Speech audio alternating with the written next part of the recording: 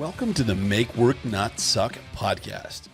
If the journey is so crystal clear that you know exactly what you're supposed to be doing and exactly how to get there, and you've got visibility into the next 5 or 10 steps, you will not have a job much longer. There will be a robot that will come do your job very soon. Your boss is paying you to help them figure out that journey. And the moment there's no more thinking required, that's the moment we're going to hire the robots. So you can look at that one of two ways and say, well, the vision's not clear. I don't understand what I'm supposed to be doing.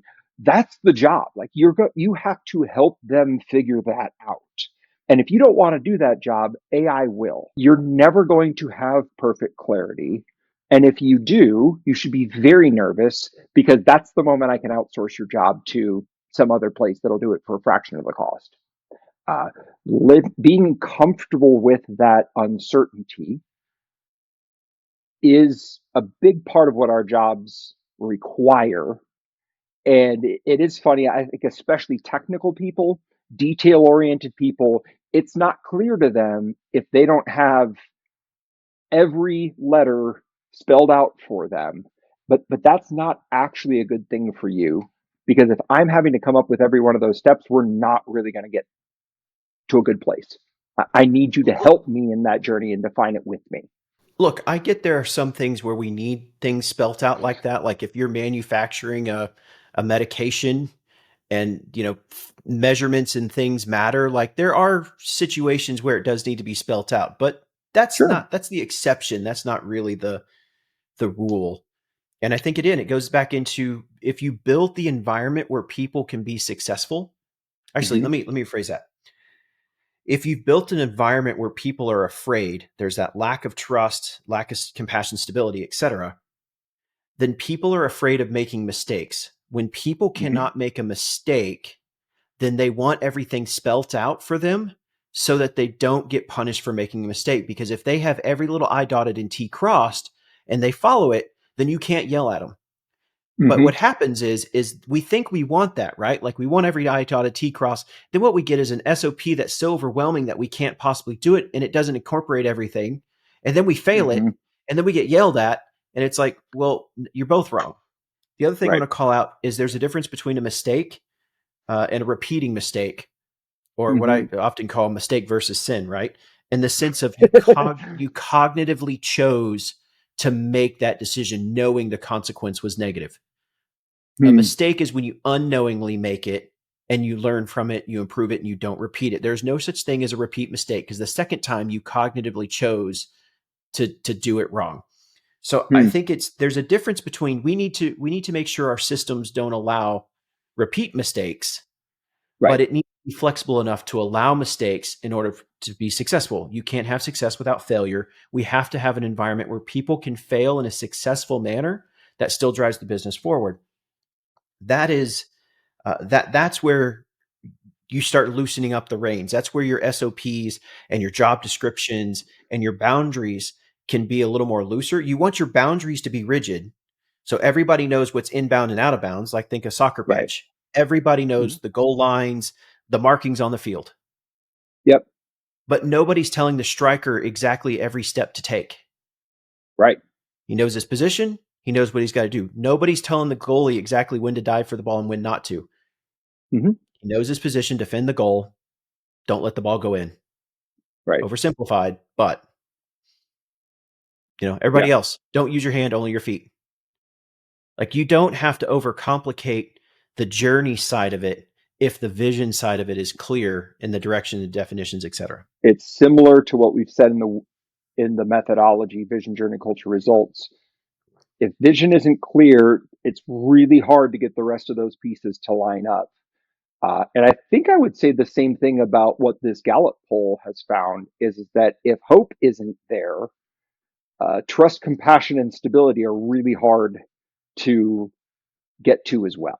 I think it kind of has to start with that hope. AI is projected to create about $39 million jobs, but destroy about 85 million jobs, right? So you're net down about 15, 16 million jobs over the next couple of years. I think it's interesting how many businesses are investing in automation. I think a McKinsey study says something like 85% of organizations investing in automation, but automation isn't necessarily just robots, right? It can also be, that's not just hardware, it can also be software. There's a lot of software things that are now being automated that are replacing jobs. Oh, I mean, I'll give you a perfect example. There's a company I'm invested in that it's more of an e-com business, and right now there's a large call volume, and it's high volume, low margin. There's people that have to take these phone calls to answer very simple questions. Yeah. We're investing heavily in AI right now, so we don't have to have this call center force. We should be able to reduce the call center force by 80% and only have enough call center to take the really hard stuff that can't be answered with AI. I think every business is looking for something like that right now. So it's not surprising that, 85% of businesses are employing automation. And I do think there's a level of technology. If you look back over the past, let's say, I mean, it was definitely prevalent in the 90s and the early 2000s, but we'll just go the last 20 years. There was a big rush in building software systems, but a lot of those systems were built to basically house and display data. They weren't built to tell the employee what to do or to do the work that was needed. It was just to present all the information so a human can make a logical choice. Right. So I think a lot of companies now are taking it to the next level and embedding that piece into it. And I think those are the jobs that are most at risk. The data analyst, the data processors, data analyst, people, their job is literally to look at a system, make a decision, and put an action into it. That entirely can be replaced with AI today. Yeah. And I think that's what people are doing today. Yeah. Which is interesting because there's also, I mean, you could use that description to describe lawyers, financial advisors. I mean, there's a lot of jobs that it's like, read all this information, take it in, make a decision. I mean, to some extent, doctors are that. Lawyers are that. Like that. Those are not just minimum wage jobs. Those are really high skill, high dollar jobs. Do those go away? What do you think? No, I think, I mean, let's talk attorneys for a second. Okay. Somebody's still going to have to duke it out in court. Somebody's still going to have to understand. And let's be honest, every courtroom, it's the greatest showman, right? Right. It's who can be the better showman on the information. But I think where it's going to go, where it's going to streamline it and hopefully drop my legal bill. Well, not that I have a lot of legal stuff going on, but in the sense of just in general, is paralegals. The people that do the data collection and pulling all the facts for the case. I mean, I think if you could drop a bunch of documents into a repository and the AI can categorize it and collect it and put it together and summarize it for the attorney, in theory, they should be more efficient. They shouldn't have to sift through, phone records and record logs and emails. Like somebody's got to read all that stuff right now and come to conclusions and hand it to the attorney for a case versus if it can be fed into an AI system. You're really removing the support infrastructure for the attorney, but somebody's still got to interpret the law and defend the law and present the case and this, that, and the other. I think it can be another added tool of you're probably going to see like predictive models of like, okay, here's the case, here's what we have, here's the suit, what's my probability of winning? Yeah. So I think that's probably going to be a layer. You've seen NVIDIA shares, right? Skyrocketing because they're the processor to have for AI right now. Right. Somebody's still got to make those chips. Somebody's still got to service the servers. There's, still infrastructure that has to be maintained to support that. And so I think there's a level of, does it shrink the job pool or does it just reshuffle the job pool? Because even if you get into the AI robot, well, let's talk about AI in a more practical sense at a restaurant. Okay. Right now, there are call systems right now that you can actually talk to an AI agent that can do a level of tasking without the human. Right. Check my schedule, check my bank balance, check this, check that, give me this input. You could theoretically probably roll that out. And it wouldn't surprise me if somebody's either already done this, doing it, or about to do it. You could roll that out in the drive-through for order taking. Sure. You don't have to have there's so many factors on it between the attitude that you might get from an employee to, there's a one person working the register and the front counter and this, that, and the other, and you're creating a line versus that AI agent at the speaker box having that more natural conversation, taking your order. That just streamlines it. But somebody's got to maintain that. When that breaks, somebody's got to fix it. Somebody's got to maintain that when you change the menu. I mean, there's things around it. So you may have taken the order taker from the fast food restaurant out of the mix, but you still have a problem to be solved. Now, what you might have to do is, let's say you take 100, I guess that'd be a cashier / window worker for a restaurant. You may take 100 of them out, but did you create maybe 20 tech jobs from that? No, I think it's 100 to 1. Okay. Well, I mean, there's there is a scale. I don't know what the scale is, but like if I was having to solve that, I would say, look, I don't want to build the AI. Apple's already built it with Siri. So funny, my phone starts lighting up when I say it, right? Like I would just use the AI that's already built there and tie it to my menu, and that way people can just walk up and order. Right, but somebody still has to. That's the downfall of AI at the moment. Sure, is AI still has to be very micromanaged. AI is very good at programming a particular task, and the second it's outside of that, it either flounders or it gives you bad results. And so the problem is you still need someone to orchestrate all of this. I need one guy to upload that menu and keep it working, and I can replace every cashier in 2,000 restaurants. Oh, well, I mean, let's take it a step further. You could build an AI worker that takes the menu and does the formation and does it over. My point is you still need somebody to maintain the infrastructure to make sure that AI system is working. Yeah. Okay. Make sure the servers are online. Make sure you need a disaster recovery. You need a disaster recovery solution in case when something goes wrong, it doesn't kill your entire business. So yes, but I think a vast majority of these non-complex order taking, kind of simple follow instructions jobs, I think they're gone in the next 10 years. And say, excuse me, sir, we had a really bad storm that came through your neighborhood. Most of your neighbors got their roofs messed up. I'd love to go up on top of your roof, take a look, and give you a quote. Like, AI's not there. AI's not ready to do that part yet. Well, and here's why I would say it is, but it's not worth it yet. It is, but it's a game of numbers. AI, you could probably go in there and say, find all the areas that were impacted by the storm, source this database to give me all the contacts. You could make that human more effective. You could tell that human, you need to go knock on these, 100 houses because statistically they were the hardest hit versus guessing where you think it went. But you could also use it to send text messages and emails to those people. But there's the folly of it because everybody gets so much spam chunk in emails that it's a game of numbers, right? To an email or a text message trying to sell me a new roof. So the most effective sale is actually the person knocking on the door. So then how do you balance the two? Yeah. You use the systems to find the houses that are the most impacted, basically your ICP. You can tell your sales rep, get exactly here's where you need to go to make them more efficient.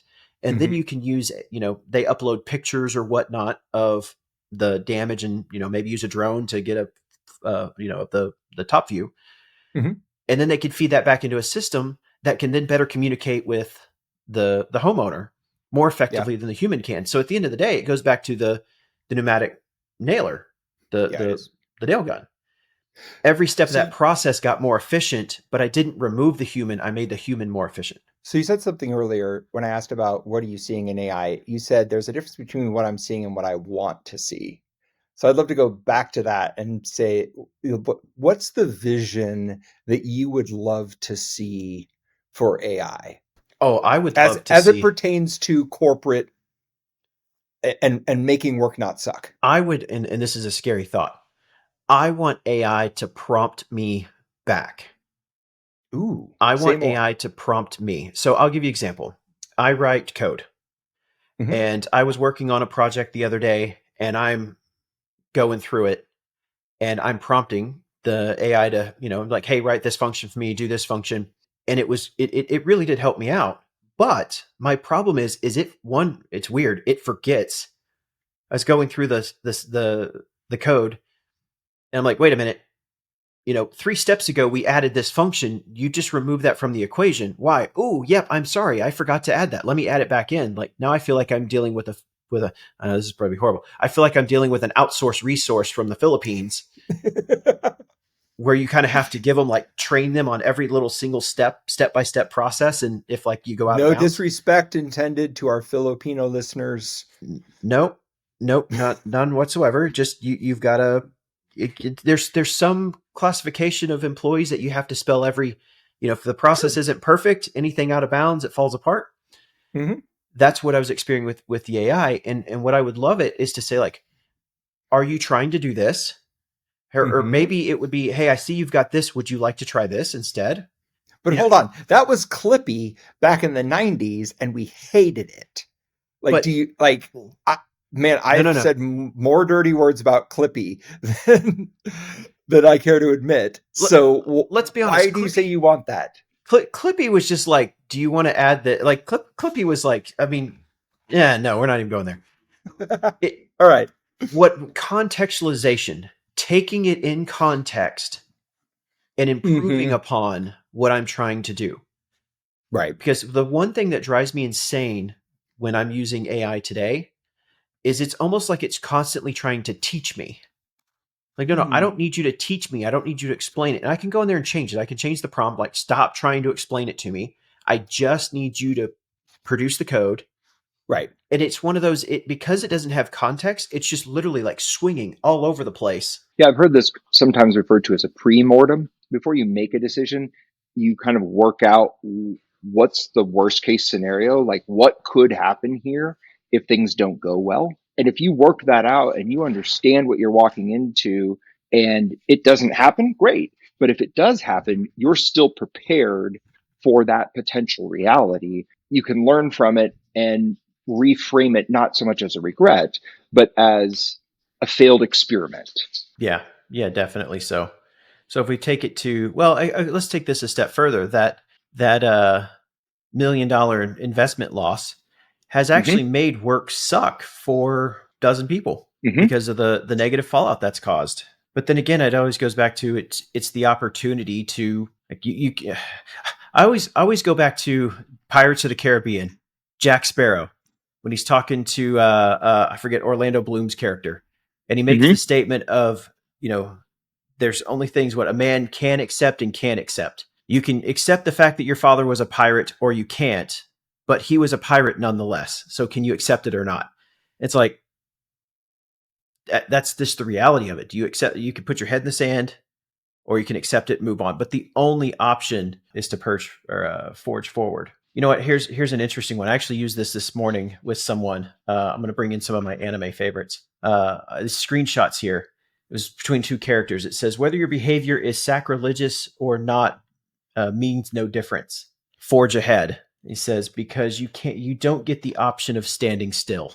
So I take away from that is, in your career path, doesn't matter where you're wishy-washy or whatnot. The only path is forward, because you don't get the option to stand still. Because if you stand still, something else is going to happen. It will create regret. And if you don't want to regret your career choices and you want to have make work not suck, then the only way is forward, because standing still is not an option.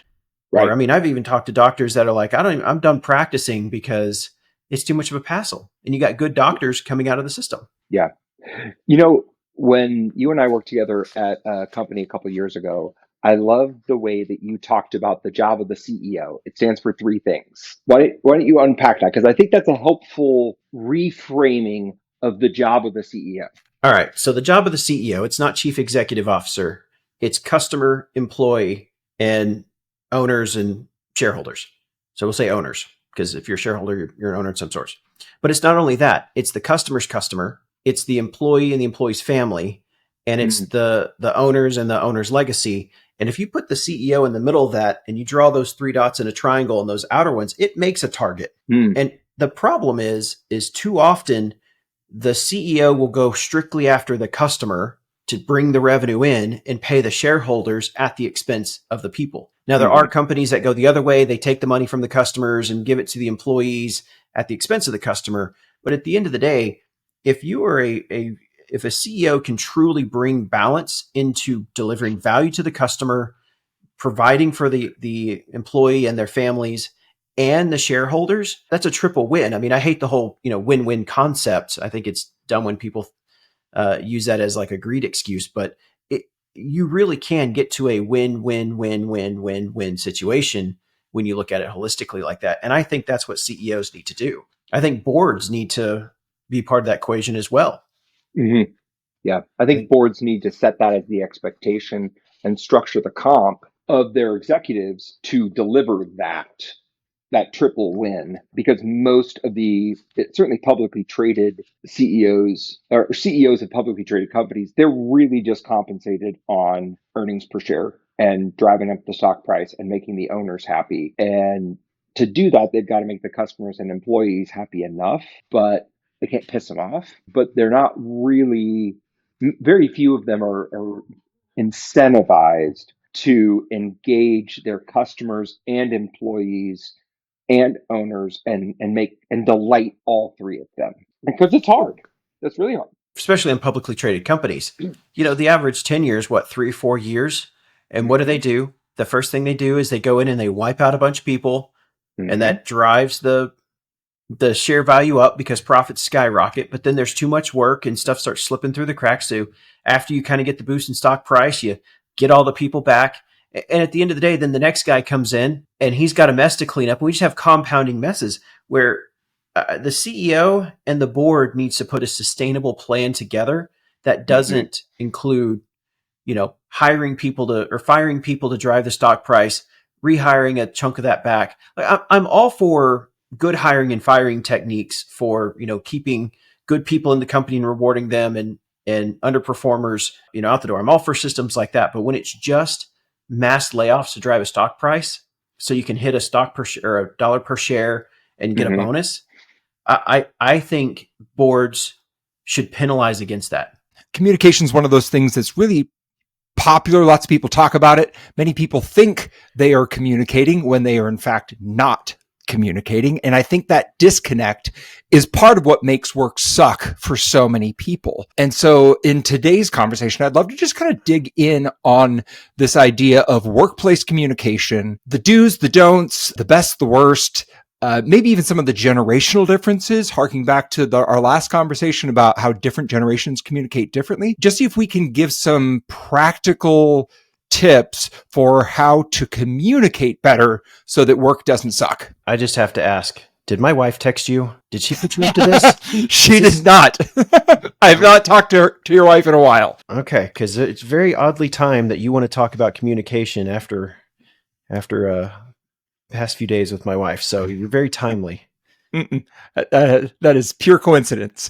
But I'm sure my wife would appreciate you sharing some of your wisdom with me, because I don't think I'm doing a great job of it either. According to this side of the fence, your wife doesn't want to doesn't want me and you talking, because I'll just give you the bad advice. Yeah, maybe.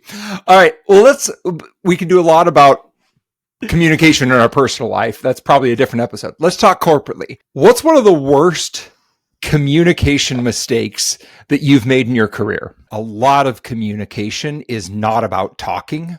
It's about listening. I know for me, when I'm like, oh, okay, we're going to talk about communication today, my brain goes straight to, how do I talk better? And I probably need to start with, how do I listen better? I'll share a couple of my horror stories. The first one that comes to my mind, I was texting with my boss, or not texting, I was emailing with my boss about some people in another part of the company that we were trying to bring onto our team. They had agreed to loan us one of these people, but I was trying to build a full team. And so I texted my boss and I was like, yeah, we'll start with this one guy. He'll be helpful. And then we'll just gradually take the rest of her people, because she doesn't really have enough good work for them to do. And we're got way too much to do. So we'll just gradually steal all her people. And I copied the manager that I was stealing people from in the email. So she saw me telling my boss, we're going to steal all of her people, which was bad. Whoops. Whoops. Whoops. The best part was I left that company, I don't know, a year or two later, started working for a startup. She left the company after I did, and then she came and started working for the same startup. So we ended up being peers again. I mean, she was much higher than me before, and then we both had the same boss. And we had to kind of go back and smooth some of that over because I had put my foot in my mouth.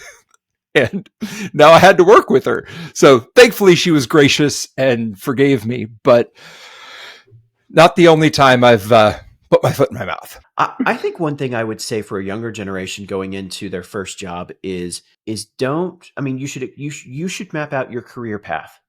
You should map out your escalation and what you're trying to do and your, glide path. I would say don't expect the company to operate on your timeline.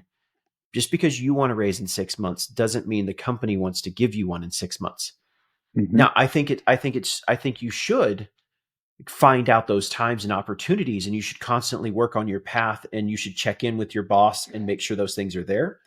But I've seen too many people that go, well, I've been here for 6 months and I've done these accomplishments, therefore I should get a raise. Well, no, I mean, good on you.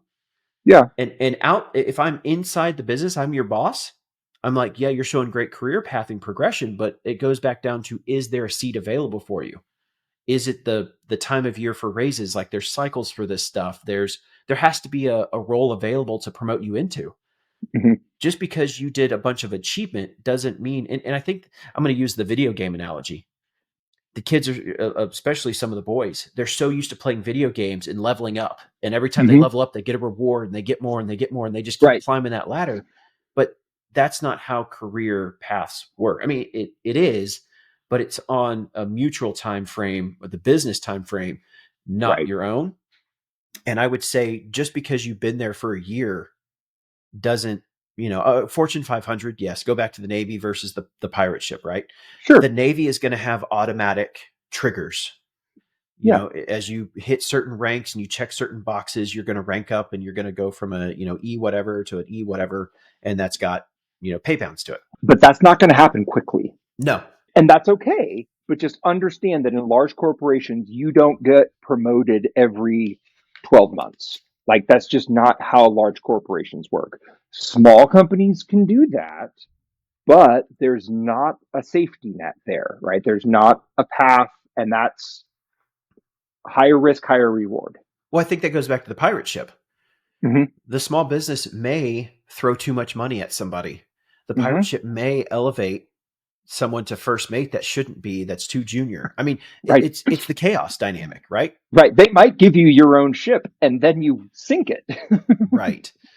So I think it's not about lowering your expectations or dismissing your expectations. It's about making sure you've got like that plan or that direction, and that you're constantly communicating and checking in and making sure it's on point. And at the end of the day, if you put all the time and energy into it and you've got the skill sets and the business is going to hold you back, find the other job. Like that's the whole job hopping component people go through. And I think we're seeing that a lot right now as people gain skills and they make a lateral hop either in the same company or into another company to keep, progressing. And we're seeing that job hopping more frequently, which I think is okay. If you're trying to progress your career. I think where it happens erroneously is when you don't have that plan mapped out, or again, when your expectations don't align with the reality of your current job. I would also say that it can sometimes be a function of people who want to advance without accomplishing anything. That's just a hallucination. That's just But luck. I would say to my boys, when you start your career, especially any sort of professional career, I would say move as quickly as possible into a role where you own something that matters, right? Something that can be measured, right? Whether it's sales, whether it's a P&L, whether it's some sort of a client go live, or like something that there is a clear metric of success. And you can say, because I was in this seat, this number moved from this to this, right? Those are surprisingly hard to find early in your career. But at the end of the day, 10 years later, no one's going to care how long you were in that seat, whether it was 6 months, 12 months, or 24 months. You're going to say, look, when I showed up, the gross margin on this product was X. When I left, it was Y. And people will be like, dang. That is far more important than how long you sat in the seat. You know what? That's a really good call out. It's attach yourself to a metric that's going to measure, or that matters. Sorry, attach yourself to a KPI or metric that matters, that shows that progression, not an arbitrarily one like I clocked in on time every single day. I was in the seat. Yeah, I was in the seat for 2 years. I mean, those are good things. Like, you should always clock in on time. And, if you have been in a role for 2 years, that gives you a level of experience. But I think those metrics are not the ones that matter when it comes to career progression and achieving goals. Yeah, if you want to advance your career, you have to own something that matters, right? And so that's revenue, that's profit, that's a P&L, or profit and loss statement. That could be a client relationship. It could be a technology platform. Like, there's a lot of ways to slice that, but you need to get as quickly as possible to own something that matters, that has a clear metric of success. Because over the long haul of your career, that's what's going to matter more than how long you sat in any one seat. Gallup asked people across 52 countries what they needed most from their leaders. Fascinating article, right? I'm not sure if you got the chance to read the whole thing, but Gallup's very famous organization for doing these kinds of studies. 52 countries is a really broad data set that it's not just a US thing, right? And I think that's perhaps one of the risks. The overwhelming majority of the work that I do is in the US. And so I think I can have a biased view slanted towards the US workforce, but I love the fact that this is across all these different countries. And what they found is that there's 4 things that people want from their leaders. And this is in order: hope, trust, compassion, and stability. Hope was actually the biggest one. At 56% of people said they need hope from their manager. Next was trust. Trust was only 33%, still a big number, right? But only a third of people said they needed to trust their manager. Compassion was at 7% and stability at 4%. So here's I'm going to couple a couple things there, because we said there's 4 of them, and I'm going to reference back to one of our previous episodes. So hope at 56%. I get that. That is huge. That's up there. Trust 33%. That's still a big trust, or a big chunk. But compassion and stability at 7% and 4% respectively, that seems pretty low. And I'm going to guess, based on some of our previous episodes, we talked about pay. There were several comments that were like, just pay people more, pay people more. People just want more money. So I think what we have to talk about here is let's assume the money is not the issue. I'm assuming in the study, it was talking about the difference between what makes you thrive at your job versus you just punch in, punch out. And so this was kind of that, if I understood the study correctly, this was like what keeps you engaged, what makes you drive, what keeps you motivated beyond just the paycheck. Yeah. Right. And I think it's interesting as I look at the numbers, I don't think this is only 4% of people said they need stability. I think the numbers here add up to 100. So I think it's like the percentage of the whole that this comprises. So, over half of what employees need from their manager is hope. Mm-hmm. That surprises me. Like, hope's an interesting word there. What was your first reaction when you saw that? So it not shocking at all, to be honest. Okay. So I've often said over the years, and this was the difference between failure and success in the past for me. And in the companies that I've run and in the companies I've worked with. And I've always said, any company I work with, the most dangerous thing we can do is provide hope of a positive future and not deliver on it. I said, it will destroy your company if you do not follow through on that, because the most powerful thing and the most dangerous thing is hope. And how many organizations have you walked into and they're like, yeah, we want to do this grand thing and we want to have the mission and we want to do this. And they get everybody rallied behind it. And then the CEO pulls you off to the side and goes, I just need to squeeze more profit out of it. I don't care about this mission crap and all this BS. And just like, how do we squeeze more profits out of it? Like that makes them happy. That is a false hope. And that is very deadly and dangerous. So the reason why it's 56% is because it is the most powerful thing in an organization that can make it be from a raving success, building raving fans, building a raving culture versus a company that squeezes its people. Do you think that this is more true now than it used to be?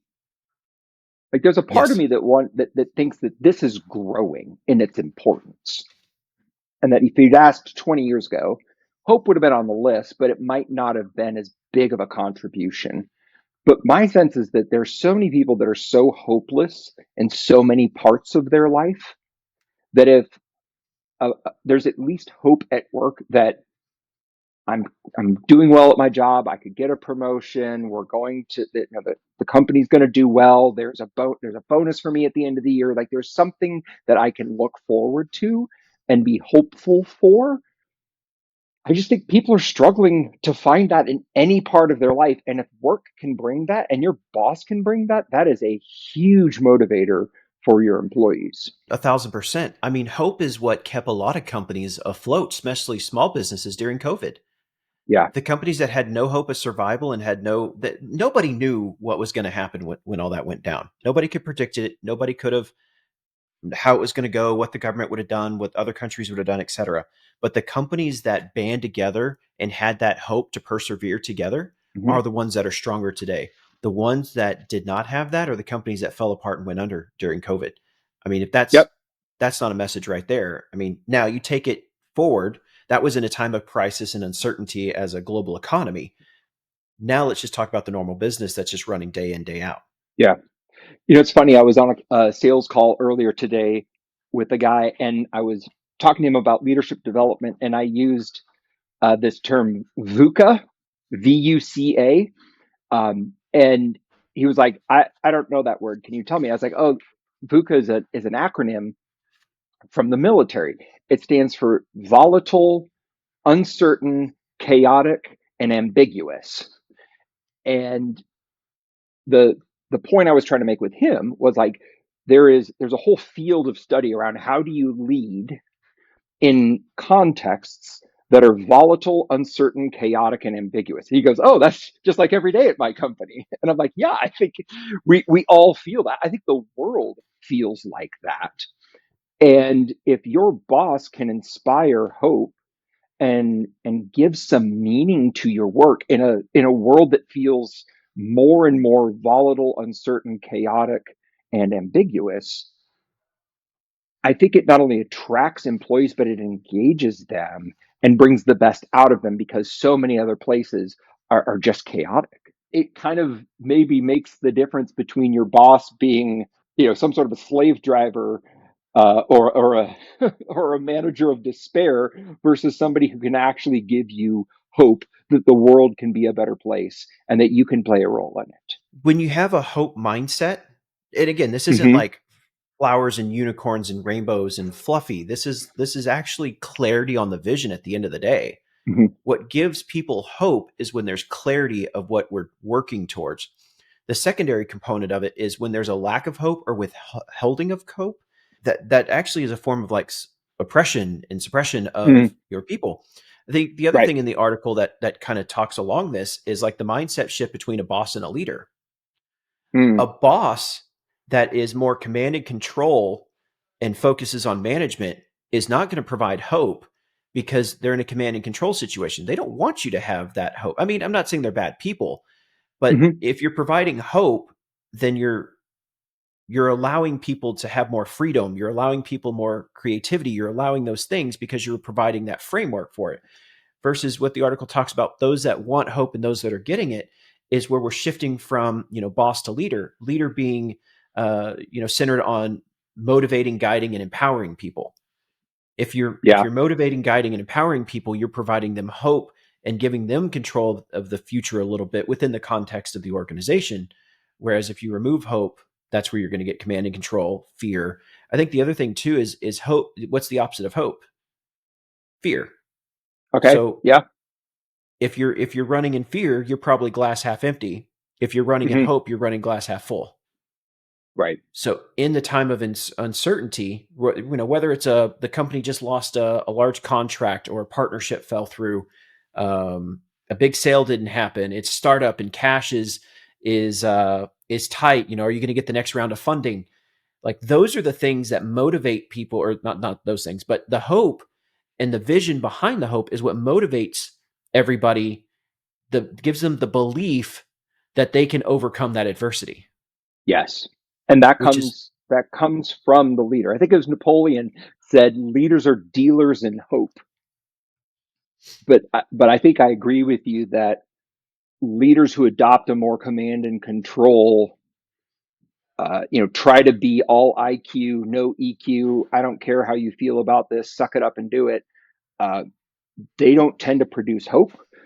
They don't tend to engage their employees. And in times of volatility, I think they're the ones who are going to suffer the most because they haven't really engaged their people on an emotional, relational level. Make work not suck. Our podcast that talks about exactly that. Our process, vision, journey, culture, and results. We present real-world business solutions that make the difference. Our goal is to make work not suck. Hosted by Ryan Hodges, co-host Daniel Steer. Join us each episode and make work not suck.